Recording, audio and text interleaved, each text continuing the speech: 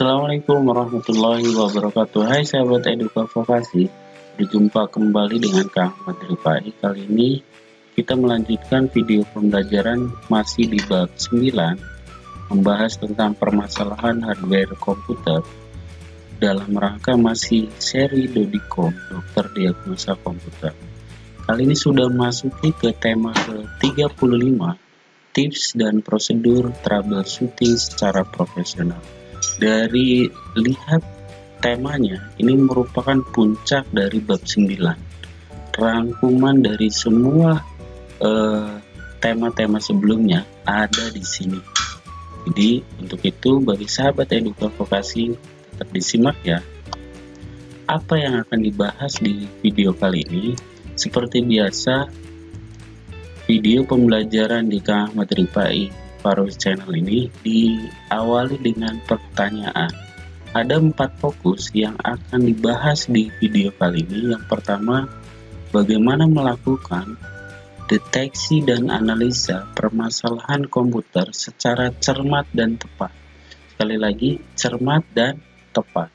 Dan yang kedua, jelaskan langkah-langkah penanganan masalah troubleshooting komputer. Yang ketiga, bagaimana upaya pencegahan munculnya gejala masalah atau kerusakan yang terjadi pada hardware komputer. Lebih ke arah preventif ya yang ketiga ini. Kemudian yang keempat, jelaskan tips menjadi teknisi komputer profesional. Jika ini dirasa menurut sahabat Eduka Vokasi materi yang dibutuhkan literasi sahabat sekalian, terus disimak. Bagi yang baru berkunjung silahkan support channel ini dengan like and comment and subscribe.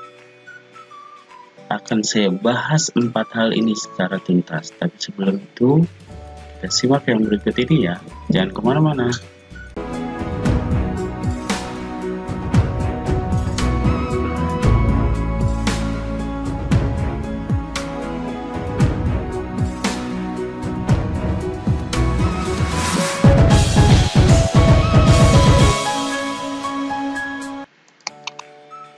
Baik sahabat Eduka Vokasi, kita mulai ya pembahasan video pembelajaran di tema ke-35 ini yang merupakan tema inti dari bab 9 atau permasalahan hardware komputer.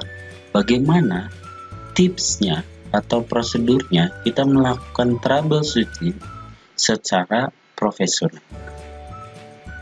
Saya akan bahas ya, diawali dengan langkah pertama. Profesional itu memiliki ciri dengan kecermatan deteksi dan analisa permasalahan komputer. Kenapa harus cermat? Karena dengan mengetahui letak masalah yang tepat, maka penanganan yang tepat akan diberikan. Jadi sekali lagi, langkah pertama adalah jika sahabat Eduka Vokasi ingin jadi profesional, kecermatan deteksi dan analisa permasalahan komputer itu mutlak. Apa saja? Pertama, cermati gejala. Ini tahapan deteksinya ya, tahapan deteksi kerusakan hardware. Pertama, cermati gejala atau troubleshooting yang terjadi. Gejalanya tuh harus paham. Sudah dibahas banyak bagian per tema, saya ada di video sebelumnya, silahkan ditonton kembali ya. Dan yang kedua, cermati frekuensi dan timing terjadinya troubleshoot atau permasalahan.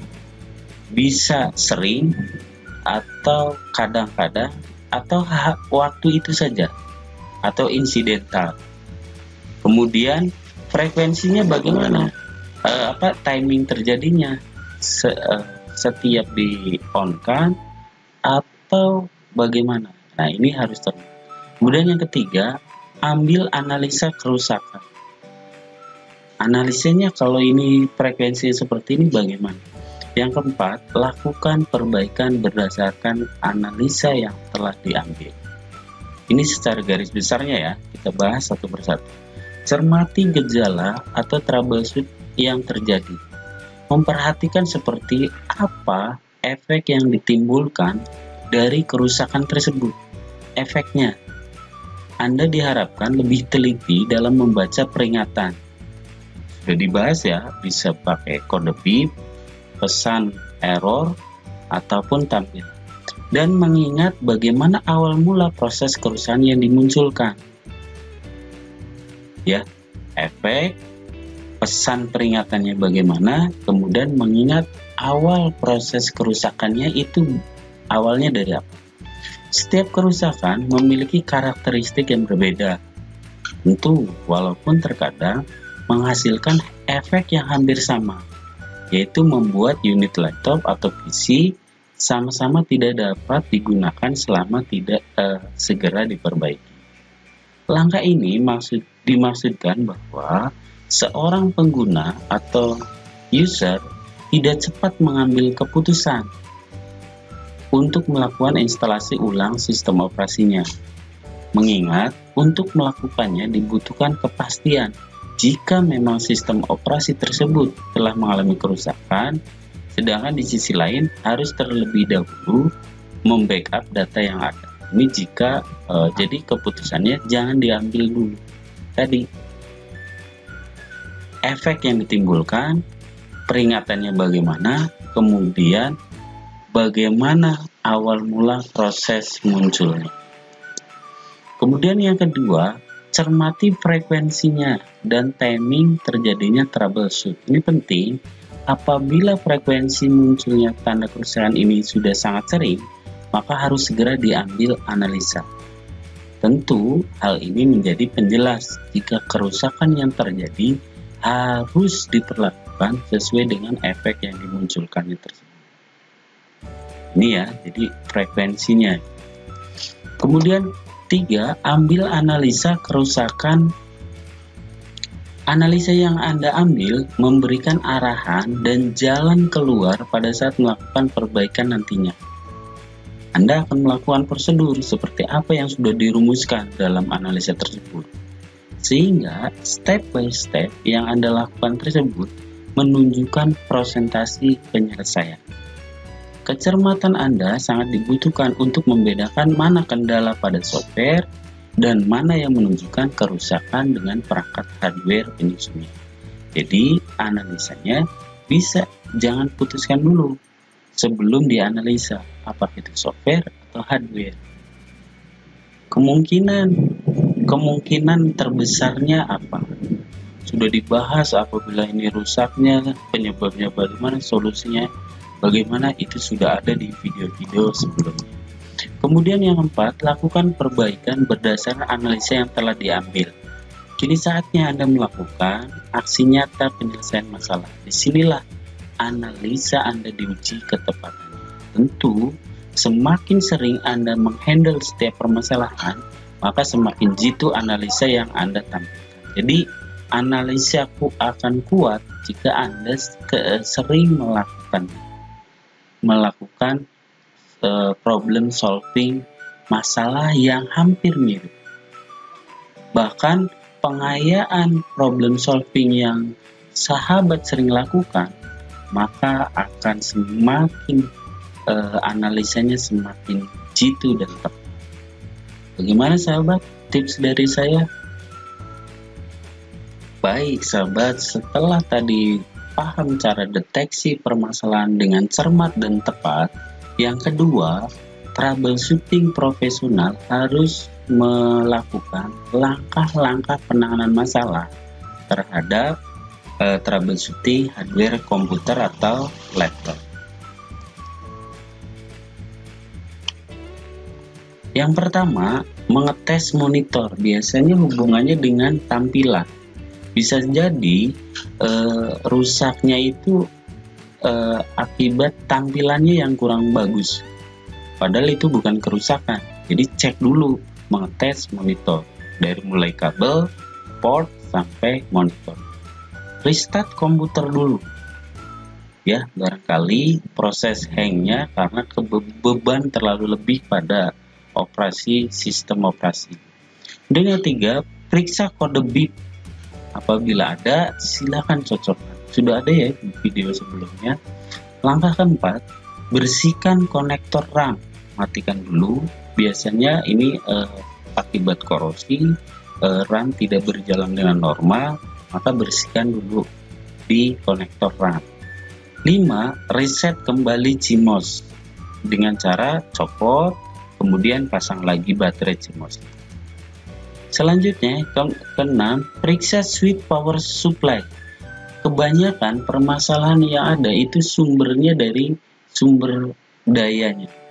Nah, alat yang sangat urgen dalam penyedia sumber daya di laptop atau di PC adalah bagian UPS, unit power system. Kalau di laptop ya chargernya dulu. Kalau di PC maka periksa switch power supply. Kemudian yang 7, pasang ulang semua komponen komputer. Jadi seperti merakit dari awal. Karena bisa jadi ada yang kendor atau penyebab korosi atau perlu perawatan. Ke-8, pasang ulang CPU. Memang ini jangan sering-sering dibuka pasang buka pasang. Tapi ketika troubleshooting di awal bisa jadi ini penyebabnya dari CPU atau prosesor. Ke-9, periksa adanya korsleting dari kabel atau unit-unit port yang berhubungan dengan power supply. 10. Tes power supply-nya, bisa menggunakan alat ukur ataupun dengan cek kabel fisiknya. Yang ke-11, gunakan minimum hardware. Minimum hardware itu hardware utama saja. Contoh VGA card nggak usah dipasang, sound card nggak usah, atau DVD drive juga nggak usah. Yang utama saja. Bagaimana? Apakah berfungsi atau tidak? Ternyata berfungsi. Pasang lagi, periksa hardware tambahan 12. Langkah ke-12 ini. Yang tadi tambahan ya, peripheral. Yang ketiga, gunakan PC analyzer atau power on self test. Biasanya melalui pos ini ada pesan error, kode beep atau yang lainnya. Langkah selanjutnya, periksa hardware minimum. Ini dari motherboard, hard disk, yang utama ya, prosesor, RAM, dan power supply.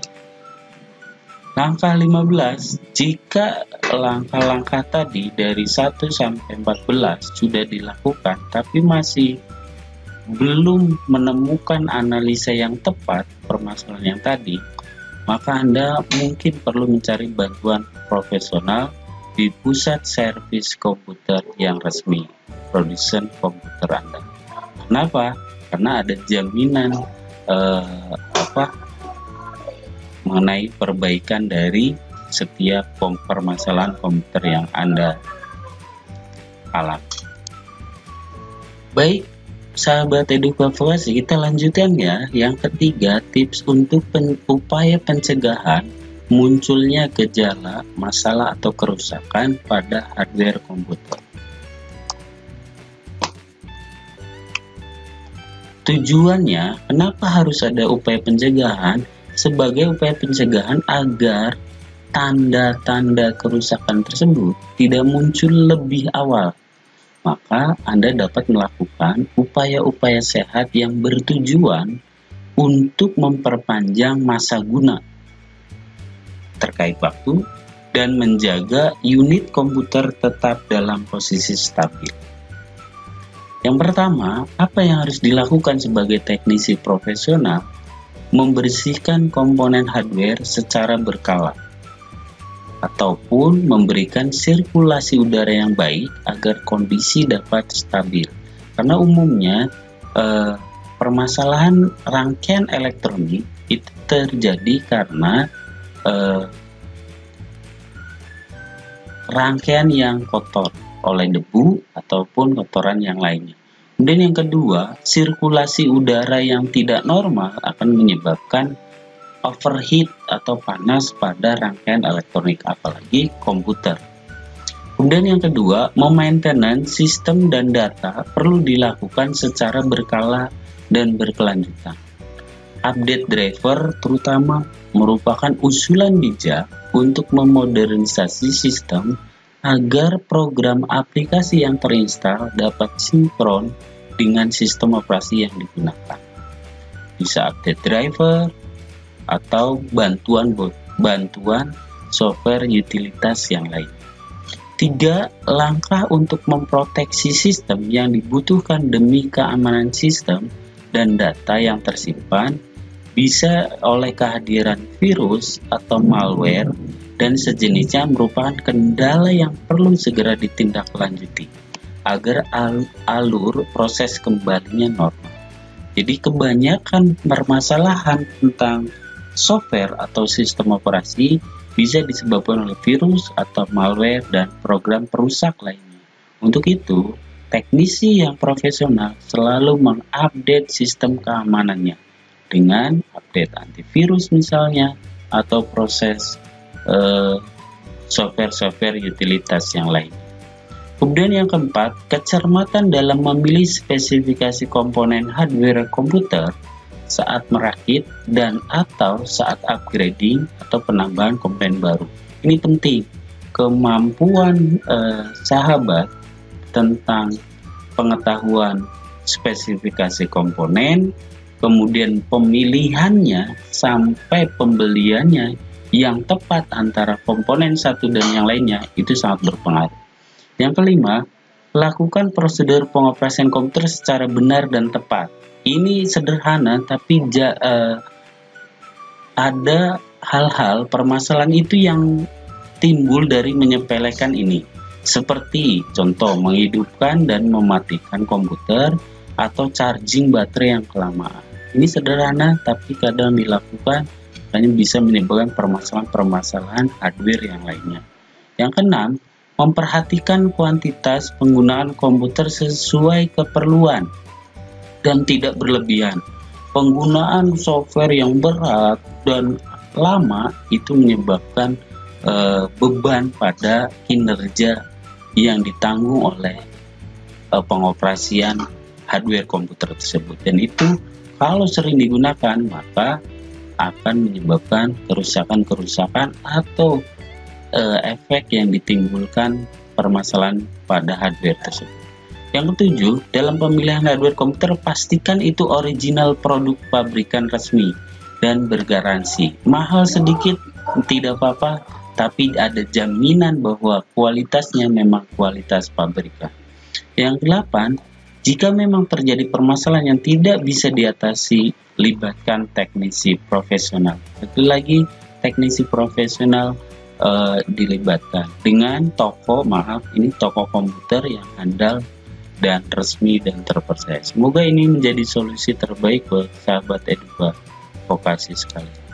Baik sahabat Eduka Vokasi, kita lanjutkan ya. Yang keempat ini penting saya bagikan tips menjadi teknisi komputer profesional. Yang pertama, tips menjadi teknisi komputer profesional: tidak pernah puas menimba ilmu, menggali informasi dan menambah wawasan terkait perkembangan hardware komputer terkini, baik secara mandiri, diklat resmi, atau sertifikasi dari teman seprofesi di lapangan atau dunia. Ini penting ya. Jadi kepuasan teknisi komputer itu terletak jika semakin banyak permasalahan yang dia ketahui dan dia praktekkan, dan bisa jadi itu menjadi hasanah luasnya ilmu bagi seorang teknisi komputer profesional. Kemudian kedua, sebelum melakukan pekerjaan, terlebih dahulu pahami secara detail prosedur terkait dan manual booknya. Ini kadang seorang teknisi profesional tidak butuh manual book, itu salah, itu kepedean tapi menjebak. Kalaupun jam terbang kita makin banyak, bukan berarti semua alat elektronik itu memerlukan perlakuan yang sama. Bisa jadi manual booknya itu jadi kunci utama. Yang ketiga, penerapan prosedur K3LH dan ergonomik dalam setiap pekerjaan troubleshooting atau teknisi komputer yang lainnya. Ini ya, kadang jarang soal menganggap dianya profesional, K3LH, dan ergonomik itu kita nyaman bagi kita, nyaman bagi alat, dan juga nyaman bagi lingkungan. Ya. Yang keempat, setiap pekerjaan yang dilakukan dimanapun harus diutamakan attitude dan budaya kerja seorang profesional. Ini penting.